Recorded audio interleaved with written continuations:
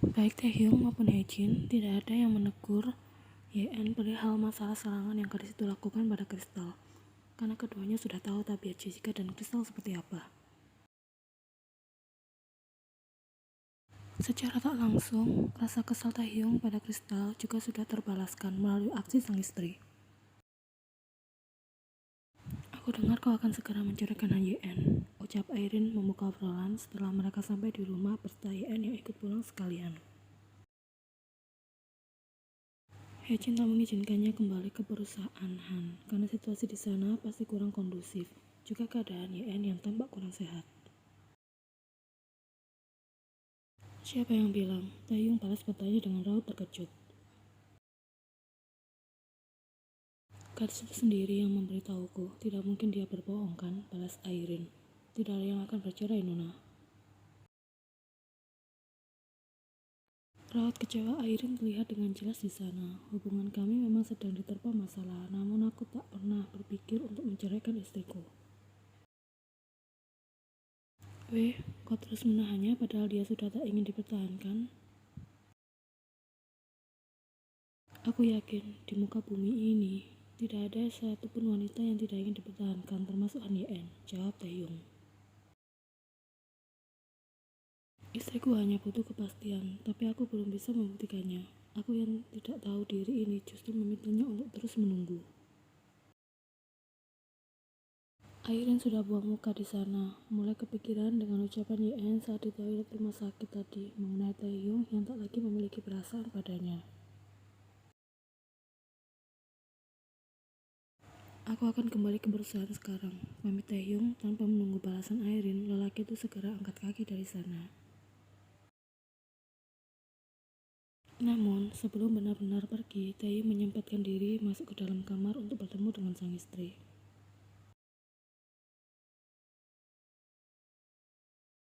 Mengapa kau bicara pada Airin, Nona, jika kita akan segera bercerai? Tanya Taehyung tanpa basa-basi begitu melihat YN yang baru saja keluar dari kamar mandi. Bukankah itu kenyataan? YN balas bertanya. Taehyung sudah menunjukkan raut tak terimanya. Aku tidak akan menceraikanmu sampai kapanpun. YN menghela nafas dalam. Aku tahu, aku melakukannya agar dia juga bisa merasakan diberi harapan, namun tak akan pernah terwujud sampai kapanpun. Lagi pula, aku tidak berkata padanya jika kita akan segera bercerai. Nona kesayanganmu itu hanya salah paham. Aku meminta dia bertanya padamu, kapan kau akan menceraikan aku? Aku sudah berbaik hati dengan memilih untuk mundur, membuka pintu kesempatan itu lebar-lebar pada kalian berdua. Namun karena keegoisanmu yang memintaku untuk tetap bertahan, pintu kesempatan itu pada akhirnya tertutup kembali baginya. Karena aku tidak mencintai Erin, Nona. Aku tidak pernah berselingkuh darimu, tapi kau selalu menatapku seperti seorang lelaki yang tengah berselingkuh, protes Taehyung. Mulutmu memang bisa berkata seperti itu, tapi sikap dan perhatianmu padanya sudah cukup untuk menjelaskan semuanya, balas YN. Kalau yang seperti itu tidak kau sebut selingkuh, maka aku bisa menunjukkan padamu secara langsung. Aku akan mencari seorang kakak laki-laki di luar sana dan menggandeng tangannya di setiap waktu.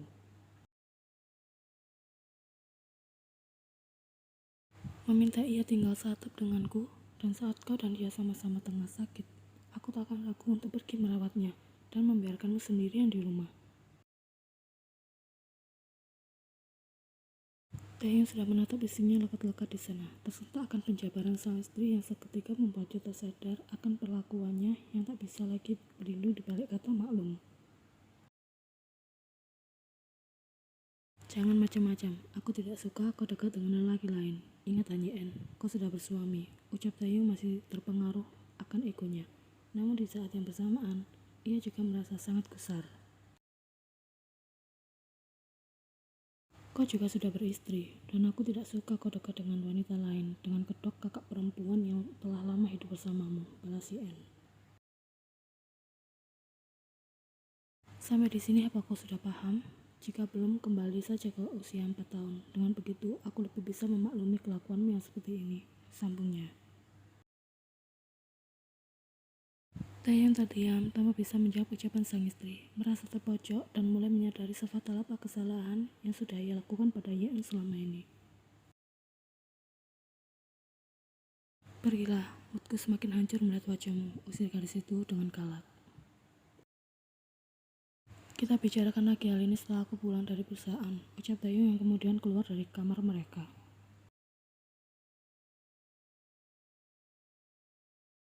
Tadinya Taehyung mengira jika Yeon hanya cemburu buta pada Airin. Taehyung sepenuhnya menyadari jika Airin memiliki rasa padanya. Namun, selagi Taehyung tidak terjebak, baginya itu bukan masalah. Taehyung pikir, Yeon juga berpikir seperti itu. Tapi nyatanya, gadis itu terang-terangan menunjukkan rasa cemburunya, bahkan mengakui jika ia sangat membenci Airin.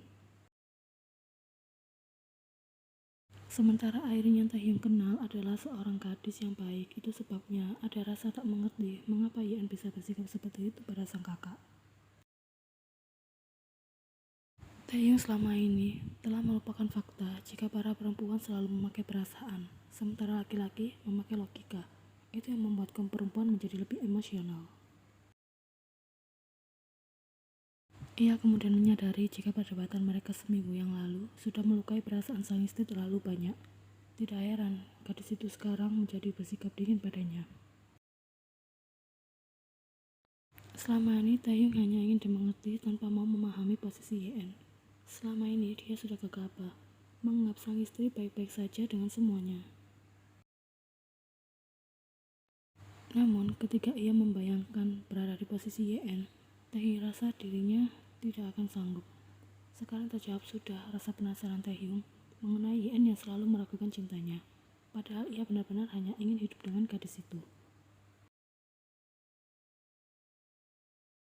Keegoisan Taehyung menutupi sisi baik Yeon hingga hanya terlihat seolah sebelah mata, menganggap jika itu adalah sifat dasar dari sang istri. Pengertian yang Yeon berikan, kesabaran, dan juga rasa maklum yang selalu gadis itu tunjukkan, ternyata semuanya membutuhkan usaha keras berupa menahan diri. Menyadari semua hal itu membuat Taehyung merasa dia sudah menjadi seorang suami yang sudah menyanyiakan gadis sebaik dan setulus sang istri. Seminggu yang lalu, Yeon memang mengatakan jika ia ingin mundur dan bercerai dari sang suami. Bahkan hingga tadi pagi, keinginan itu masih sangat kuat. Namun setelah tadi bertemu dan berbincang dengan Airin, semua keinginan itu hilang secara keseluruhan tanpa tersisa. Yeon menyadari jika ia adalah istri sah dari Kim Taehyung, dia yang memiliki hak penuh atas suaminya. Di sini, ia adalah korbannya, jadi mengapa ia harus mengalah dan mundur begitu saja seolah-olah seperti seseorang yang sudah jatuh tertimpa tangga pula. Lagi pula, jika dipikir-pikir lagi, Taehyung memang tidak berselingkuh karena kebersamaannya bersama Airin masih bisa terpantau secara jelas. Jika tak terlihat oleh Yeon, setidaknya pasti ada Jungwoo dan Haejin di sekitar mereka. Mereka yang menganggap Yeon sosok yang lemah adalah sebuah kesalahan. Hanya di depan Taehyung ia bisa melepaskan semuanya, bahkan terlihat tak lagi memiliki harapan. Namun jika di depan orang lain, hal itu bisa dipastikan hanya topeng semata. Gadis itu sudah berdiri di depan cermin kamar mandi, mencoba melakukan sesi diskusi dengan dirinya sendiri. Jika ucapan Yeon tak lagi Taehyung dengar, itu artinya sudah saatnya untuk bertindak. Seharusnya sejak awal Yeon menyadari jika berdebat dengan saling berteriak keras menumpahkan emosi masing-masing tak akan pernah membuahkan hasil yang baik. Tapi ia tidak pernah menyesali perdebatan mereka kala itu, karena Yeon juga manusia yang membutuhkan pelampiasan emosi.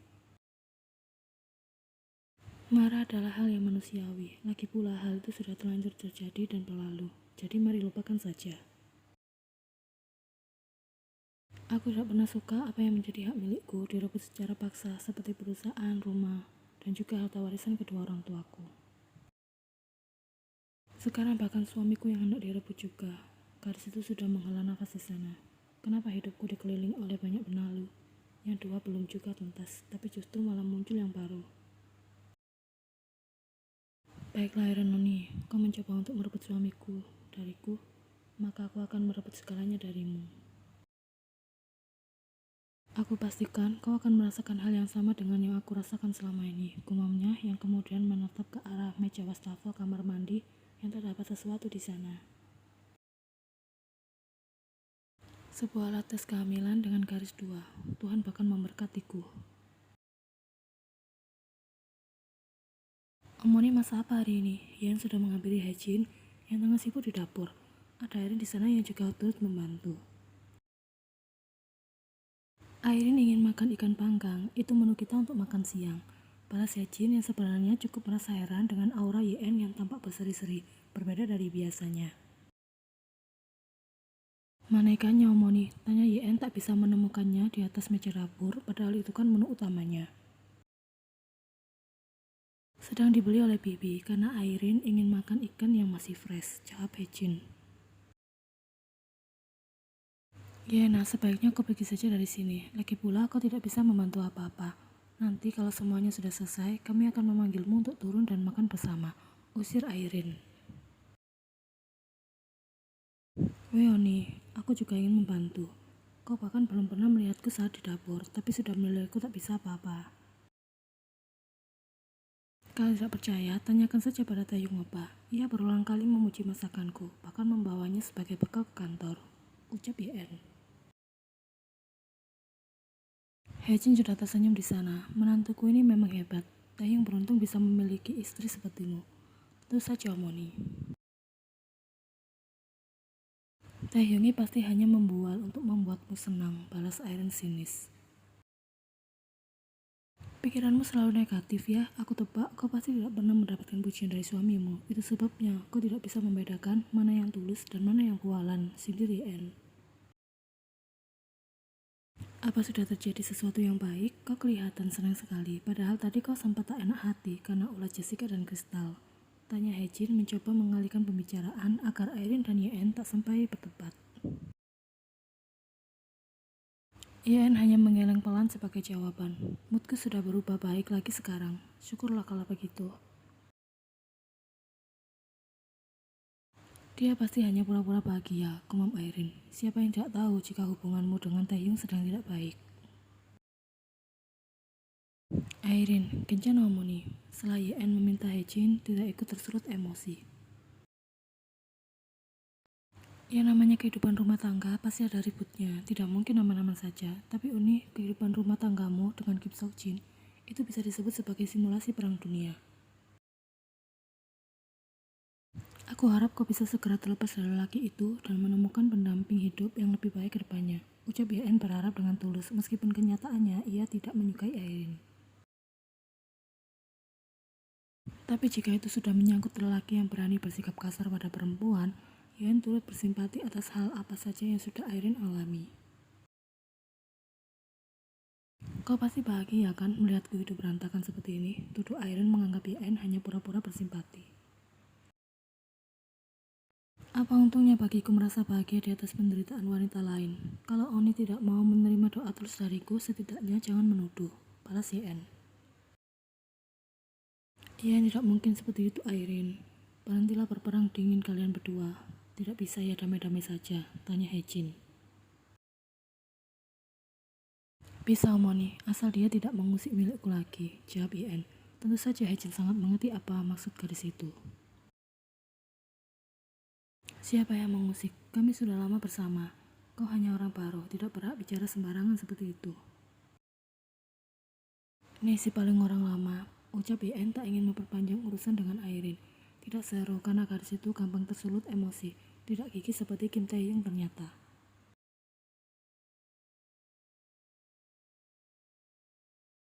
Mari masak menu ayam saja. Siang ini aku ingin makan ayam goreng tepung dengan saus asam manis buatan Omoni. Bujuk YN dengan tatapan memohon. Kau ini kenapa? Kita sudah sepakat memasak ikan, protes Airin. Tapi aku ingin ayam, balas YN masih bersikeras. Omoni jangan turuti permintaannya. Omoni tahu kan aku alergi daging ayam. Apa kau ingin membunuhku secara perlahan karena alergi kambuh? Oni kan tinggal tidak usah makan saja. Kenapa bereaksi berlebihan seperti itu? Tanya YN sudah memasang raut memelas di sana agar bisa menarik perhatian Hejin. Ya sudah, kita masak ayam saja. Lagi pula semua bahannya sudah tersedia di kulkas. Putus Hecin pada akhirnya. Omoni, bagaimana bisa kamu merubah rencana kita secara sepihak seperti ini? Padahal Omoni sudah menjanjikan hal ini padaku, bahkan sebelum aku keluar dari rumah sakit kemarin. Ucap Airin dengan rasa kesal yang mulai memuncak. Besok kan masih bisa, Airin. Masih ada banyak waktu. Kau tinggal di sini juga masih sebulan lagi. Balas Hecin seolah itu bukan masalah besar.